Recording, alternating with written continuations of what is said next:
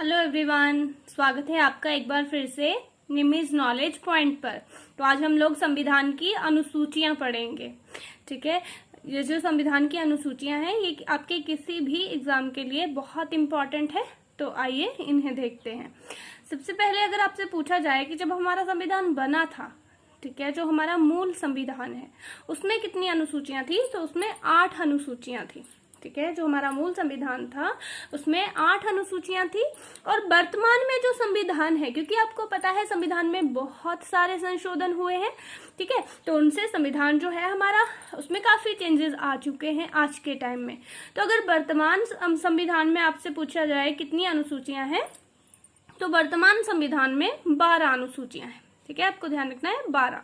मूल संविधान ये पूछते हैं क्वेश्चन, तो आपको ध्यान रखना है मूल संविधान में पूछा जाए तो 8 अनुसूचियां थी और वर्तमान संविधान में 12 अनुसूचियां हैं।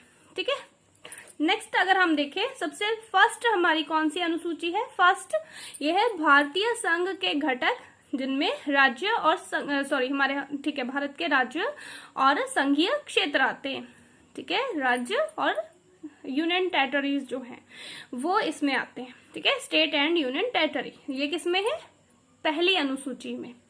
ठीक है, नेक्स्ट जो है हमारी सेकंड, ठीक है, जो दूसरी अनुसूची है उसमें वेतन भत्ते व पेंशन आती है। ठीक है, उसमें वेतन भत्ते और पेंशन, तो वेतन भत्ते और पेंशन आती है जैसे जितने भी पदाधिकारी हैं, जैसे राष्ट्रपति हैं, हमारे राज्यपाल हैं, लोकसभा के अध्यक्ष हैं, राज्यसभा के अध्यक्ष हैं, ठीक है, राज्यसभा के जो सभापति होते हैं, सुप्रीम कोर्ट के जो न्यायाधीश वगैरह हैं, हाई कोर्ट के न्यायाधीश, इन सब लोगों के जो वेतन भत्ते पेंशन वगैरह है ना, उस सभी की जानकारी जो है हमें वो सेकेंड अनुसूची में मिलती है, दूसरी अनुसूची में। ठीक है, वेतन भत्ते पेंशन, ठीक है, वो सब इसमें आते हैं। और थर्ड है शपथ। ठीक है, थर्ड क्या है? शपथ। शपथ किसकी? जितने भी मंत्री हैं, ठीक है, हमारे राष्ट्रपति हैं, हमारे जो संसद में लोग होते हैं, ठीक है, जो सुप्रीम कोर्ट है या हाई कोर्ट है उसमें जो न्यायाधीश हैं, उन सब लोगों की जो शपथ है ना, उसका सारा उल्लेख जो है वो तीसरी अनुसूची में है।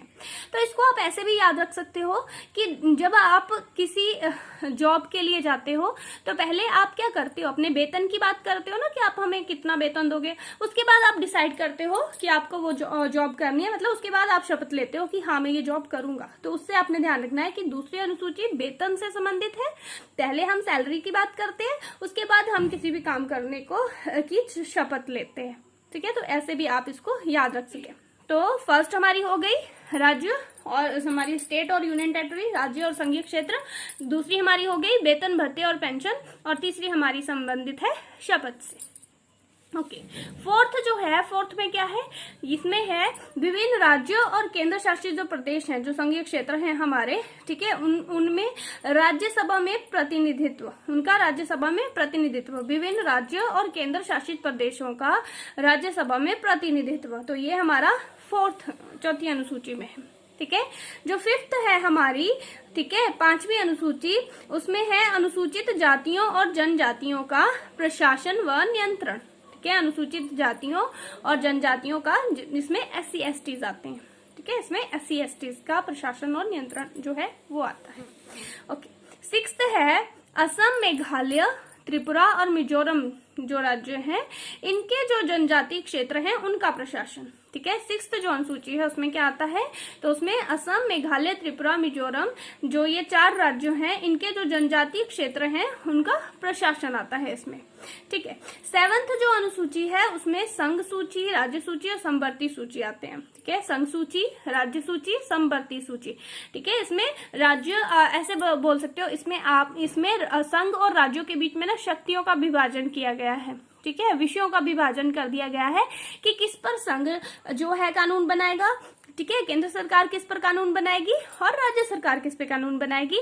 और जो समवर्ती सूची है उसमें दोनों आ जाते हैं। ठीक है, इसमें राज्य सरकारें भी कानून बना सकती हैं और जो केंद्र सरकार है वो भी कानून बना सकती है। ठीक है, तो संघ सूची में अभी 100 विषय हैं, 100, और राज्य सूची में 61, और जो समवर्ती सूची है उसमें 52 विषय हैं। ठीक है, तो सूचियां जो हैं ये संघ सूची, राज्य सूची, समवर्ती सूची, अगर पूछा जाए किस अनुसूची में है तो ये 7th में है। ठीक है। जो 8वीं अनुसूची है हमारी वो भारत की भाषाओं से संबंधित है। 22 भाषाएं जो हैं हमारे उनसे संबंधित है। ठीक है। तो पहले जो मूल संविधान था उसमें 14 भाषाएं थी। ठीक है। बाद में भाषाएं जोड़ी गई हैं। इसकी एक डिटेल वीडियो मैं बना चुकी हूँ पहले, आपको मेरे चैनल पर मिल जाएगी। आप प्लेलिस्ट पर जाइएगा, एचपी टेट कमीशन की जो प्लेलिस्ट है वहां पर आपको ये मिल जाएगी। ठीक है। तो भारत की जो भाषाएं हैं उन पर मैंने डिटेल वीडियो बनाई हुई है, तो वहां से आप इसको देख सकते हैं। देखिए आगे की जो अनुसूचियां हैं ये संविधान संशोधन के द्वारा जोड़ी गई हैं। ठीक है। जो 8 अनुसूचियां मैंने आपको बताया ना वो मूल संविधान में थी, वो पहले से ही थी। ठीक है। तो ये आगे की जो अनुसूचियां हैं ये बाद में जोड़ी गई थी। तो आइए देखते हैं। सबसे फर्स्ट है नाइन्थ जो अनुसूची है हमारी, ये फर्स्ट संविधान संशोधन हुआ था। ठीक है। पहला जो संविधान संशोधन था उसमें 1951 में जोड़ी गई थी और ये भूमि सुधार से संबंधित है। किससे संबंधित है? भूमि सुधारों से संबंधित है। 9वीं अनुसूची जो पहले संविधान संशोधन वर्ष 1951 में जोड़ी गई थी। ठीक है। 1951 में। जो 10वीं अनुसूची है वो 52nd संविधान संशोधन हुआ था। 52वां संविधान संशोधन हुआ था। ठीक है। 1985 में। तो ये दल बदल से संबंधित है। जो 10वीं अनुसूची है वो दल बदल से संबंधित है। 52nd जो संविधान संशोधन हुआ था 1985 उसमें इसको जोड़ा गया था। नेक्स्ट है 73rd जो संविधान संशोधन है। 11th जो अनुसूची है वो 73rd संविधान संशोधन में जोड़ी गई थी। ठीक है। जो कहीं कहीं पे आपको 1992 देखने को मिलेगा, कहीं पे 1993। ठीक है। तो 1992 से ये जो थी आई थी। ठीक है। और इसको मंजूरी जो है वो 1993 में मिली है, राष्ट्रपति की मंजूरी। ठीक है। तो ये एक्ट आया 1992 में है, मंजूरी इसको 1993 में मिली है।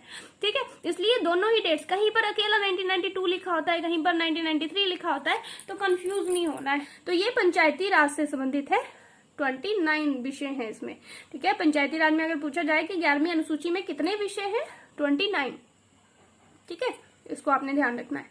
उसके बाद है 12th जो है वो 74th संविधान संशोधन है। ठीक है। 74वां संविधान संशोधन है 1992-93 और ये नगर प्रशासन से संबंधित है और इसमें 18 विषय हैं। ठीक है। नगर प्रशासन से जो नगर पालिका वगैरह है वो इसमें आते हैं और इसमें 18 विषय हैं। तो ये आपको ध्यान रखना है। देखिए ये 4 जो बाद में जुड़ी है ना, यहाँ से ज्यादा क्वेश्चन आने की संभावना रहती है।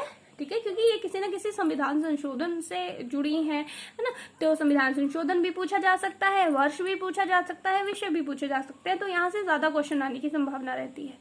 ठीक है। तो ये था आज का हमारा टॉपिक।